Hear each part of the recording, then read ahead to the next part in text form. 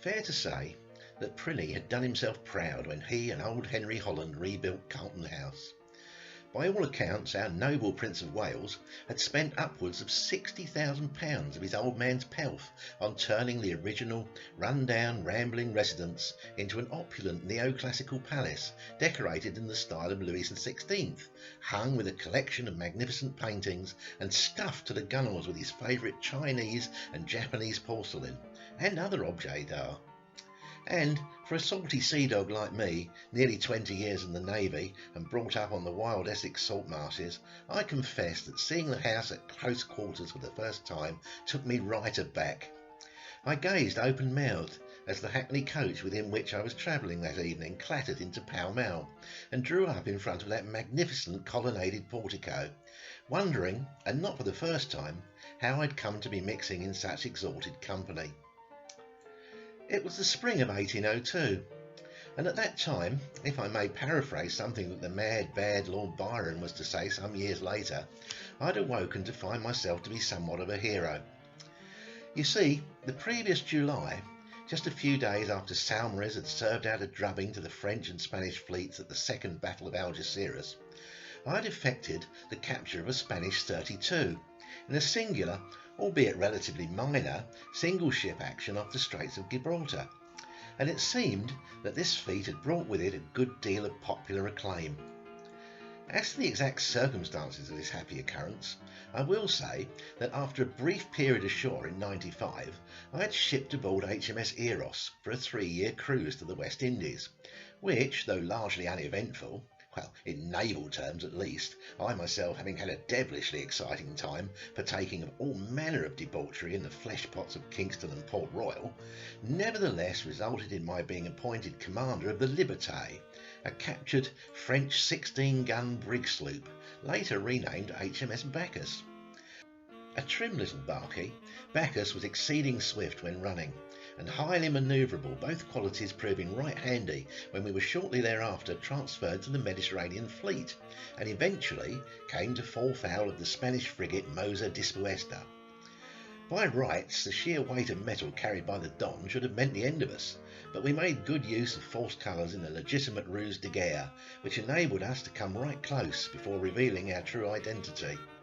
And, as I say, Bacchus was taut and yar, so that we were thus able to invade the enemy's broadside and get in alongside her, right under her batteries. This meant that with our guns fully elevated and double-shotted, we were able to pound the Spaniards' hull to splinters, while the best her people could do was to shoot through our spars and rigging. When forby we contrived to board, blood was running freely from the frigate's scuppers, and the Dons were sore depleted in numbers, so that they were soon put to flight, enabling us to tear down the Moza Dispuesta's flag and demand her immediate surrender. Damn lucky, you might think. For sure, I for one would not dispute that fact. In truth, I was aware that Dame Fortune had been inclined to favour me for some while. But, be that as it may, the taking of the Moza Dispuesta was hailed as a great victory. Commander Roger Ellis of the Bacchus was quickly made post off the back of it, and then packed off back to England to await further orders, and perforce a new ship. And thus it was that I arrived back in London in November 1801 to be generally lionised and feted all around town. Why, scarcely a day passed without an invitation or two arriving addressed to me at my rooms in Fenton's Hotel on St James Street by some of the most fashionable and well-respected ladies in society, and some of the more disreputable too, it must be said, all of them eager to hear details of my heroics. It was in this way that I came to know Lady Charlotte Mountjoy. Frank, flirty, and just shy of 40, Charlotte, the wife of Sir Hugo Mountjoy, the Tory member for some god-forsaken backwater up in Northamptonshire, was urbane, elegant, and insanely beautiful.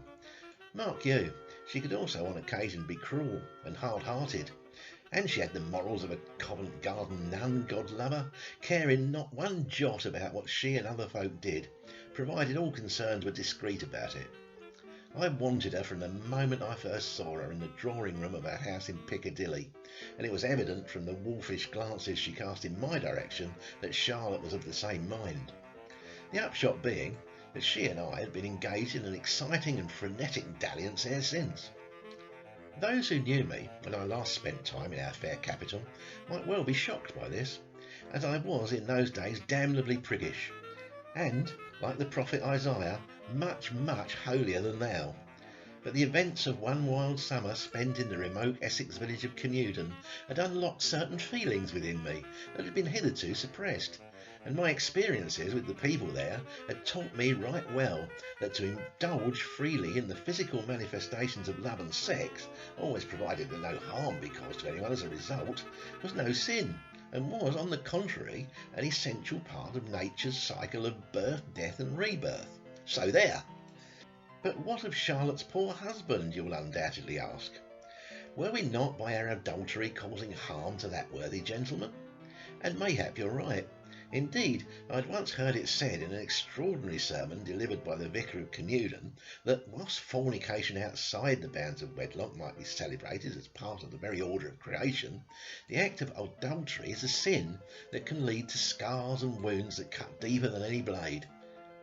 But Charlotte and I were e'er at great pains to maintain a veil of secrecy about our affair, and thus far keeping any hint of our liaison from her husband had been but a simple matter, as Sir Hugo was wont to spend long hours away from home, either sitting in the house or gambling at the tables in White's. And so, to my eternal shame, and on the premise that what he did not know about would not do him any harm, I gave but little thought to the cuckolding of the honourable member, or to the likely consequences should he suddenly become aware of his being so hornified. Somewhat naively, however, we also placed some degree of trust in the discretion of Charlotte's close circle of friends, who, being a fast set themselves and well versed in the arts of seduction and wantonness, were, or so she maintained, well used to keeping each other's confidences. Among these rather dubious people were numbered certain prominent members of Le Bon Ton, and other celebrated courtiers of the day, including that sneering little toad-eater George Bryan, or as he liked to call himself, Beau Brummel. In addition, there was the celebrated courtesan Harriet Wilson, and the aristocratic Russian Olga Alexandrovna Zebrovska, both of whom were enthusiastic lovers of the Prince of Wales. And of course, there was also Fat George himself, a man openly dedicated to sensual pleasure and notoriously careless of the feelings of others. It was this association with the Prince that had led me to being invited to Carlton House on that fateful night of the 29th of April. As if two mistresses were not enough for him, I had become aware that Prinny had been sniffing around Charlotte for some while, although so far only, I'm glad to say, to be soundly rebuffed. And he had lately asked her and her unmarried sister-in-law Emily, a lovely girl of around 25 years of age who was possessed of a voluptuous figure and a roving eye, to arrange a celebration for him in honour of the final ratification of the Treaty of Amiens. It was to be a wonderful and very unusual banquet in the Oriental style, Charlotte told me, and would be an experience like no other. I must come, she said, and in faith I was pleased to accept her invitation, if only to make sure that my new wife in watercolours was kept out of the Prince's greasy clutches. The Treaty of Amiens effectively ended our country's war with revolutionary France, and had been greeted with great joy throughout the land. Before making my way to Carlton House, I had been present at St James's Palace Gate, where George Harrison, Norroy King of Arms, stood to read the Royal Proclamation of Peace. This reading being completed, a troop of lifeguards advanced to clear the way for a grand procession of constables, bailiffs and other officers, all decked out in full regalia to Charing Cross, accompanied by a discordant cacophony of drums and trumpets. I followed, and on reaching Charing Cross I saw Mr Bigland, the Richmond Herald, read the Royal Proclamation again before the procession lumbered on to the gates of Temple Bar. The thousands of cheering spectators who had lined the streets through which the procession passed fell silent as trumpets were sounded and the blue-mantled pursuivant of arms rode up to the gates, hammering on them with his cane to demand entry into the city.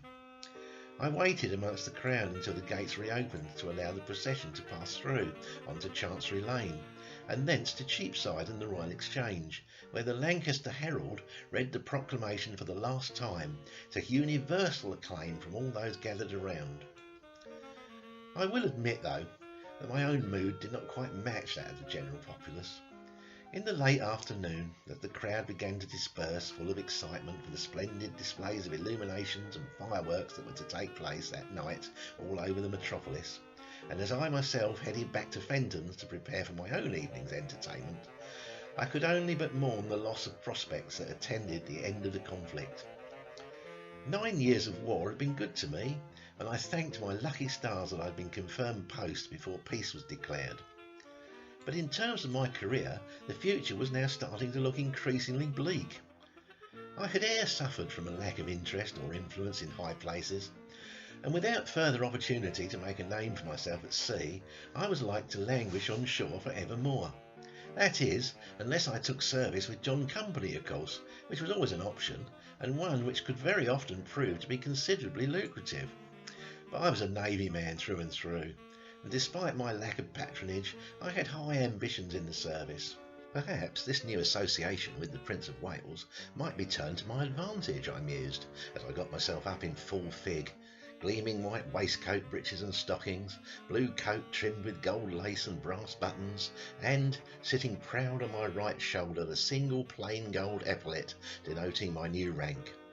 Well, I thought as I buckled on my beautiful but useless, it being as blunt as old Harry, 50-guinea sword that had been presented to me by the Lloyd's Patriotic Fund in recognition of my gallant conduct in the capture of the Mosa Dispuesta, it was worth considering for sure. I was still contemplating this intriguing possibility as, with my new fore and aft bicorn hat tucked underneath my arm, I alighted from the hackney outside Carlton House and entered through the portico into the great hall, with its high vaulted ceiling and imposing columns flanking the wide double doorways that led into the main apartments. Almost immediately I was met by a gaggle of liveried servants, who took my hat and sword and hustled me through into the crimson drawing room. A large room that had evidently acquired its name from the acres of crimson satin damask draperies that hung from the cornice and festooned the windows. Huge chandeliers descended from a ceiling decorated with gilt neo-stucco work. A black marble chimney-piece dominated one wall, and a blue velvet carpet covered the floor. Many of the guests had already arrived, some lounging on the red and gold chairs and settles that were situated around the room, and others standing to admire the fine mirrors and artwork on show between the windows, or the myriad ornaments and statuettes that were set forth upon any available surface. I spied George Brummel at the far end of the room, deep in conversation with the Prince. Brummel was dressed in his customary fashion: a modest blue coat, white waistcoat and stock, ludicrous black trousers of his own invention that reached only down to his ankles so as to display his hideous striped silk socks and black slippers. The Prince, in contrast, was resplendent in an unashamedly gaudy version of that which was then known as the Windsor uniform, a dark blue frock coat with black cuffs, gold frogging and Brandenburg embroidery. Several ladies were also present. Harriet and Olga were there, of course, together with several other young tits, all with their hair arranged a la Titus, in imitation of Lady Caroline Lamb, and sporting the latest fashion in short-waisted dresses of white, almost transparent muslin, which clung deliciously to their bodies to provide more than a hint of what lay beneath. Scanning the room with an appreciative eye, I was pleased to see Charlotte break off from conversation with a young officer of the Foot Guards and advance to greet me. "Ah, Roger!" she exclaimed, flashing me a brilliant smile. "It's so lovely to see you, and you look quite the dashing blade in your new uniform. Why, the ladies will find it devilishly hard to keep their eyes off you." "Whilst I myself would only have eyes for you, Lady Mountjoy," I responded gallantly, making a leg. And begad, this was no idle flim-flam. I most certainly did have eyes only for her, for though she was coiffured in a similar style to the other ladies of the party, and, like them, she was also clad in a gown of white muslin, Charlotte, supremely confident in her status amongst her peers, had chosen this night to make an outrageously daring statement, with a dazzling display of nudity a la Grecque, unequalled even by any of David's painted Sabines. Her neckline, cut low, fully revealed her alabaster bust, But where others might have been content to end there, Charlotte's strategic positioning of the thinnest of layers of translucent gauze across her bosom had allowed her to afford her admirers full view of those most bounteous bubbies, surmounted as they were by a beautifully matched pair of slightly raised nipples, artfully rouged for maximum visibility. And her skirts! Worn sans chemise or petticoat, the thin fabric of Charlotte's dress had clearly been dampened so that it adhered tightly to the contours of her hips, belly and buttocks, working its way between her well-formed legs whenever she moved, to render in stark relief the delicately enticing space between. Damn, if the effect was anything less than completely breathtaking. "You look positively ravishing, my dear," I whispered. "Must we stay to endure this tiresome dinner? I ache to get you alone." "Have patience, Roger. There will be time enough for that later. Besides, I think that you may be pleasantly surprised by the entertainment this evening." "Pooh," I snorted sulkily. "I'd much rather be entertained by you any day, Charlotte." "We shall see how the evening progresses," replied Charlotte, tapping my arm with her fan. I do believe everyone is here now. Time to make a start, I think." And so saying, she turned to address the room, steadfastly ignoring me as I ventured a quick squeeze of her stern. "Ladies and gentlemen, if it please you to repair to the circular dining room, you will find that dinner is ready to be served." That this was to be a select gathering was clear from the fact that it was only 14 of us that trooped through into the circular dining room. In the centre of this room, which, like the drawing room, was brilliantly lit by several enormous silver and crystal chandeliers suspended from a domed ceiling finely painted bright blue and white to resemble a cloudy sky, a set of heavy blue velvet curtains had been rigged so as to fully enclose a large part of the floor within. The impression given out by this imposing structure was not unlike that of a gigantic four-poster bed, and I confess that it fair piqued my interest as to what the exact nature of this experience like no other might be. And indeed, my curiosity was further aroused by the presence of a trio of blind fiddlers at the far end of the room, who had taken to tormenting the catgut as soon as we entered. It struck me that mayhap we were to be treated to a performance of risque attitudes, such as those that had been recently popularised by the notorious Emma Hamilton. Once we were all congregated in front of the drapes, Charlotte nodded to a squat little bald fellow who was sitting to one side, clad in naught but a meagre piece of cloth draped about his loins. In response, this curious half-naked minikin produced a brass gong that was almost as big as he, and fell to belabouring it for all he was worth. At this apparent signal there emerged two prime articles, white-faced and dressed in richly embroidered silk robes, belted around the waist in the Japanese style, and with sides slit seductively to mid-thigh. Their long hair piled high upon their heads and secured in place by ivory pins. These two cockish chickabiddies moved to the front of the improvised stage and stooped to lay hold of the edges of the curtains, slowly drawing them back to disclose the secret within. The wondrous sight that then met our eyes first elicited a chorus of sighs and sharply drawn gasps of astonishment that was quickly followed by a ripple of enthusiastic applause. A magnificent mahogany banqueting table, easily capable of seating 24 people, had been sumptuously laid out with champagne and Japanese sake liquor to complement a myriad of exotic oriental fare that included fish and vegetable dishes such as lobster and cod served with some strange variety of seaweed, rice boiled with red beans, boiled leaves, roasted chestnuts, chilled vermicelli, buckwheat noodles and juicy persimmons and mandarin oranges.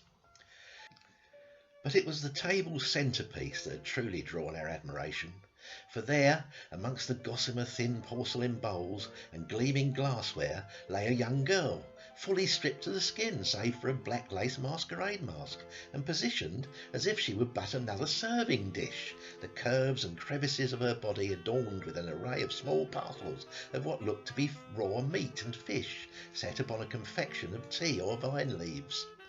"Capital show," hooted the Prince. "Well done, Lady Mountjoy, well done indeed." "Thank you, Your Royal Highness," said Charlotte, nodding graciously in the Prince's direction. I believe that the Orientals call the practice of dining off the body of a naked girl noya tamore. It's supposed to have originated in the samurai period as a celebration of victory over an enemy, and so I thought it would be particularly appropriate to recreate such a feast to mark the end of these recent hostilities. "Ah, quite so," chortles Prinny. "Celebrate the defeat of the damned Jacobins, eh? Splendid notion, madam, quite splendid." In truth, the Prince was somewhat deluding himself by claiming victory over the French in this way, for it seemed to me that the terms of the peace negotiated by Lord Cornwallis had been very unfavourable to us, and that Cornwallis had succeeded only in squandering all of Britain's gains for very little return. But I suppose it was best to indulge the fat fool nonetheless. According to custom, Prinny sat himself in the centre of the table, directly in front of its nubile focal point, flanked by his two delectable paramours. Brummel, Charlotte and I sat opposite, whilst the other guests took station on either side, below the salt. As I settled myself into my chair, our living platter turned her head slowly towards me and smiled broadly, and damn me if it wasn't Emily Mountjoy who lay before us, evidently delighting in the intense eroticism of being utterly exposed before the assembled company. I returned her smile, and she hiccuped gently, indicating no doubt that she'd already by this time a modicum of drink taken. At first, I and my fellow diners concentrated solely upon the side dishes, seemingly reticent to be the first to sample the main course, but with the wine and sake flowing, it was not long before we were emboldened to take more of an interest, beginning to stare openly and occasionally poking gently at Emily's bare flesh, as some speculated on whether a sheer silk body stocking had been employed to preserve her modesty. Of course, it was the Prince who opened the main proceedings. Rising somewhat unsteadily to his feet with a loud view-halloo, he bent over the table and seized a morsel from Emily's left breast betwixt his rubbery lips, shaking it like a hound, and scattering the vine leaves upon which it had been laid all around.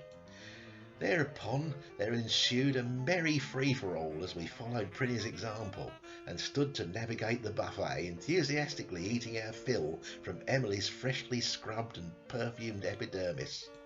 Indeed, so clean and fresh did the girl appear before us that, upon removing a leafy parcel from below her midriff, I was delighted to perceive that she was completely shaven, with that gently protruding mound that is situated above Cupid's arbour having been shorn as smooth as a polished stone. It was not ere long before our pleasingly provocative plate was cleared, and Emily was thus rendered naked in her entirety, apart from a few dabs of sauce here and there, and at that point Charlotte made to propose the traditional toast to His Majesty King George III. "Ladies and gentlemen," she called loudly, "please stand for the loyal toast, which on this auspicious occasion will be led by our noble Prince of Wales in the Japanese wakamazaki tradition." In answer to this call, all around the table were upstanding with glasses in hand, whilst Emily, herself rising in one fluid movement to stand upon the table, took up an opened bottle of champagne and came to kneel directly in front of the Prince, closing her legs tight so that the triangle between her thighs formed the shape of a cup. "The King!" declared Charlotte lustily. Emily arched her back and lifted her chin, pouring the champagne down her neck and chest so that the foaming liquid cascaded over her breast to pool in her lap.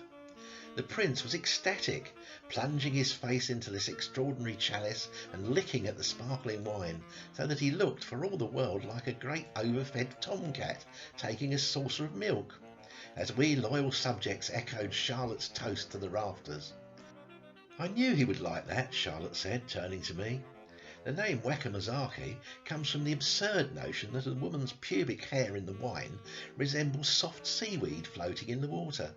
It's such a shame, however, that the effect is slightly spoiled by our having, by necessity of hygiene, to present Emily's undeniably delightful little quim in its denuded state. But in truth, that does not seem to have dampened George's ardour in the least." "By heaven, you have the right of it there, Charlotte," says I. "Look at the lascivious little bugger now, there's no stopping him."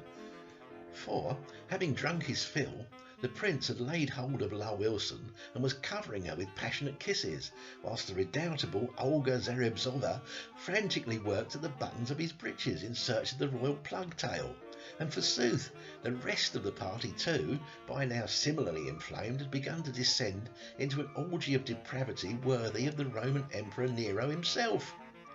All except Emily, that is, who now sat cross-legged amidst the detritus left upon the table, mask discarded and with tousled hair, guzzling the rest of the champagne straight from the bottle.